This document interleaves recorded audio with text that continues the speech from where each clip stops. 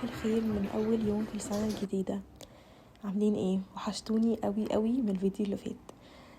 النهارده اول يوم في السنه الجديده، حبيت ان انا اعمل فطار خفيف كده وفي نفس الوقت يكون شكله لذيذ وجميل وفي حاجات احنا كمان بنحبها. فحبيت بصراحه ان انا ابدا اول يوم في السنه بفطار رايق كده.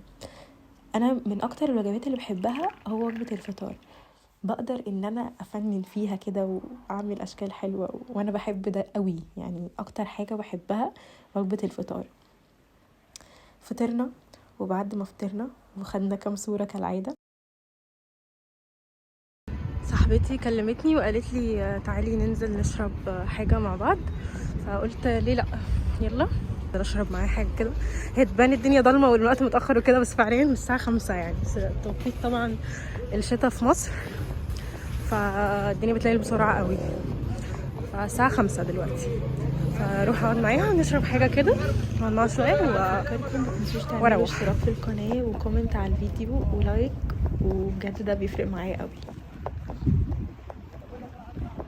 المفروض النزولة كانت عشان نشرب حاجة من غير ما نعمل شوبينج ولا نلف في المحلات، عشان انا بجد كل ما ادخل محل ليه علاقة بحاجات البيت بشبط ومعرفش ليه. يعني انا خلصت حاجتي وجبت جهازي وبقالي كمان يعني شهور اهو متجوزة، بس كل ما ادخل محل او حد من صحابي بيجيب حاجة بيجهز او اخواتي او كده بشبط وبفضل امسك في الحاجة، وبجد بجد مبعرفش اسيبها. فمش عارفه، قولوا لي انتوا كمان كده ولا لا؟ يعني انا كل ما ابص على حاجه بقول الله انا عايزه اشتريها. فالحاجات دي في ديكورات البيت واطباق جديده، ويعني واخر نزول انا جبت براد يا جماعه. يعني انا مش عارفه بجد انا هعمل ايه بكل البرادات اللي عندي دي. كده كده انا عندي كاتل يعني، بس انا بحب شكلهم وبحب ان انا اعمل فيهم حاجات كده واشرب فيهم. فمش عارفه بصراحه، يعني لو انتوا كده كمان زي قولولي. وكل ما انزل الاقي حاجات جديده، يعني هو طبعا يعني الديكورات والحاجات دي مش بتبطل، كل مره بينزلوا حاجات اجدد، فانا بتوهم بيها. يعني مثلا زي الكوسترز دي، انا وقفت قدامها يعني مش عارفه اتحرك. يعني انا عجبتني قوي قوي، شكلها عجبني، وكمان هتلاقي عندي على السفره قوي عشان السفره عندي لونها جراي، فبجد عجبتني قوي وشكلها شيك يعني. وبشبط في كوبايات وبشبط في كل حاجة، حتى يعني كل حاجة حرفيا. فأنا مش عارفة ده مرض وهخف منه امتى، بس ماشي. لو انتوا كمان بتحبوا حاجة البيت اكتبولي تحت في الكومنتات اشوف في حد زيي ولا انا بس. وبس كده قعدنا بقى نلف لف فظيع في المول، كل ما نلاقي يعني محل بتاع ادوات منزلية او كده بندخل ونفضل نتفرج. وهي كمان صاحبتي دي بتجهز، فهي كمان يعني بتدخل عايزه تشتري حاجات، فانا بصراحه هي بتشتري انا بظبط. يعني كمان تيوليب ودخلنا هوم سنتر، الاتنين احلى من بعض بصراحه، وفيهم حاجات حلوه قوي. ده كان في تيوليب. طبعا برضو الكوبايات انا عندي هس مجات وكوبايات. يعني انا ماما لو بتتفرج على الفيديو ده دلوقتي انا عارفه ان هي هتقول ايه. ممكن تزعق تحت في الكومنتات من كتر ما انا كل ما الاقي مج يعجبني او كوبايات تعجبني ببقى عايزه اشتريها للي انا بعمله ده. يعني مش عارفه اخلص منه امتى. بس كده، وقعدنا بقى ندخل المحلات دي، وهي اشتريت بقى كوبايات وحاجات هي محتاجاها، وانا طبعا يعني منعت نفسي بالعافيه ان انا اجيب. كمان عجبتني الحاجات دي قوي، دي حاجات بقى للنيو يير كده والاجواء اللي احنا فيها دي. بس يعني خلاص، يعني اللي اشترى اشترى واللي عمل عمل، فقلت لا خلاص مش هجيب.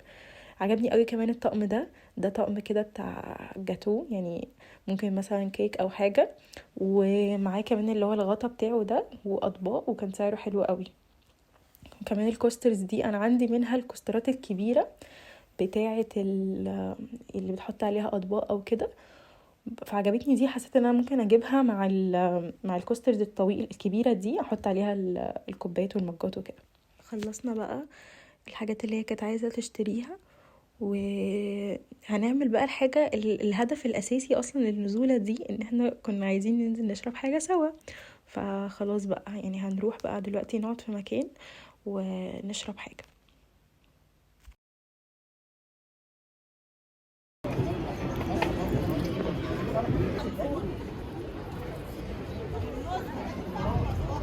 طلبنا بقى حاجة نشربها، وبجد الجو النهاردة يا جماعة برد برد برد. يعني أنا حتى الفويس أوبر وأنا بعمله أنا قاعدة بردانة يعني. حرفيا كل شويه بتكلم وبسكت شويه كده من البرد. معرفش انتوا كمان عندكم برد ولا لا. روحت البيت بقى وعملت حاجه كده اشربها. انا بقى رصيت المواعين كل الاطباق وكل حاجه قبل ما انزل، بس ما رضيتش اشغل الغساله. انا فيا عاده كده ما بحبش اشغل غساله الاطباق او اي جهاز كهربائي في البيت الا لما اكون انا موجوده.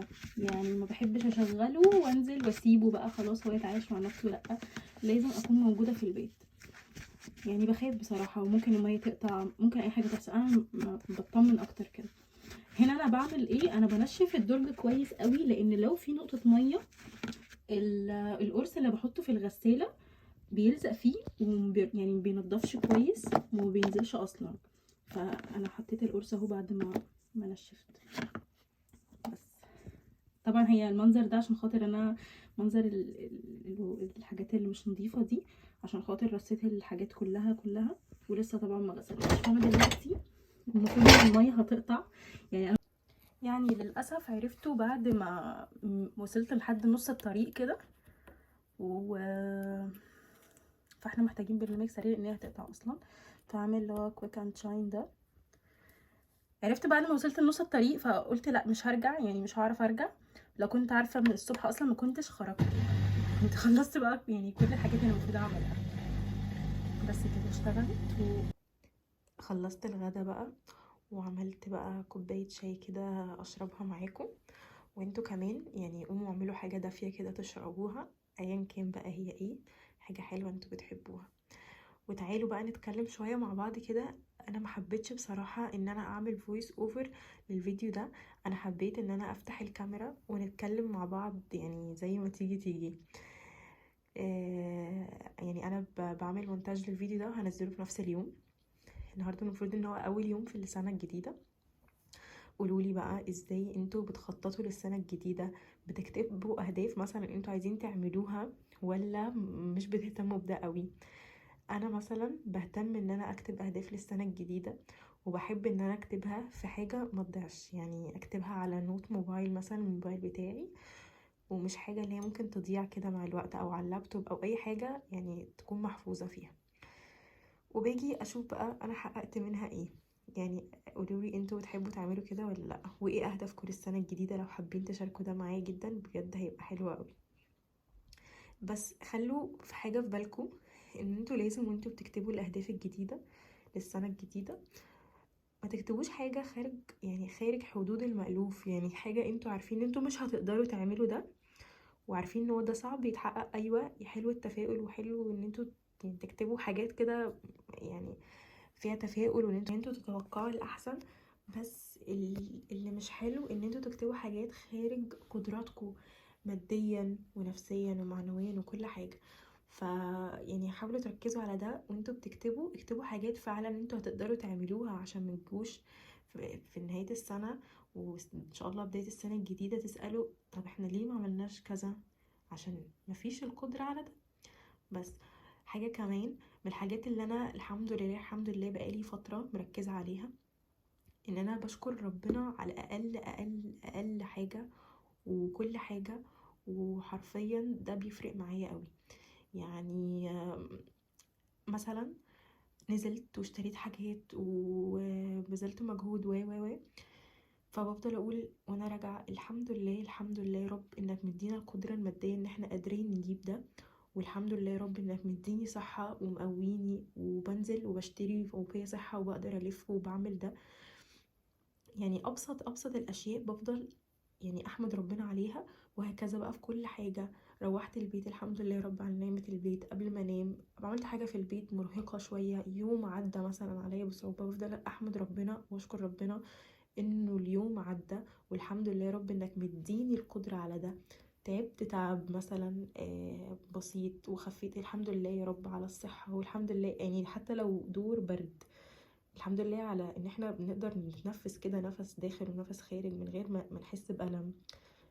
فحقيقي اتعودوا على ده، وحطوه هدف من اهدافكم السنة دي ان انتوا تفضلوا تشكروا ربنا وتحمدوه على كل نعمة عندكم، صغيرة وكبيرة. ولو عندكم اطفال كمان عودوهم على ده من هما صغيرين. يعني افضلوا قولوا لهم كده قبل ما يناموا يعني ايه الحلو اللي انتوا شفتوه في يومكم النهارده، وافضلوا اشكروا ربنا عليه. عنده لعبة حلوة بيحبها يشكر ربنا ويحمده انه عنده اللعبة دي. ابسط الاشياء، يعني ابسط الاشياء علموها لاولادكم، بجد بجد ده هيفرق معاهم وهيكبروا وهم معاهم العادة دي. حاسه اني اتكلمت كتير بس حقيقي يعني كلام كده كان جوايا وعايزه اخرجه معاكم. يعني عيلتي الصغيره دي احنا لسه يعني مش كتير، بس حقيقي انا اتعلقت بيكم وحاسه ان انا يعني بقيت احب ان انا اعمل فيديوهات، وبقيت احب ان انا فعلا انزل على اليوتيوب. انا مش جديده خالص على اليوتيوب، بس بس فعلا اتعلقت بيكم، بيفرق معايا قوي ان انا كل كام يوم كده انزل لكم فيديو. كل سنه وانتم طيبين، سنه سعيده عليكم ان شاء الله. ربنا يرزقكم كده الرضا وراحة البال، وانكم دايما دايما تكونوا بتحمدوا ربنا على كل حاجة صغيرة وكبيرة. وان شاء الله السنة دي تكون احسن من السنين اللي فاتت. والحمد لله الحمد لله الحمد لله الف مرة على النعمة اللي احنا كلنا فيها. وان شاء الله يعني السنة دي تكون افضل وعوض من ربنا، ويرزقنا كده دايما القناعة والرضا. وبكده نكون وصلنا لنهاية الفيديو. بجد الفيديو ده انا حاسه ان انا اول مره اتكلم كتير قوي كده، بس حقيقي فارق معايا قوي الكلام اللي انا اتكلمته معاكم ده.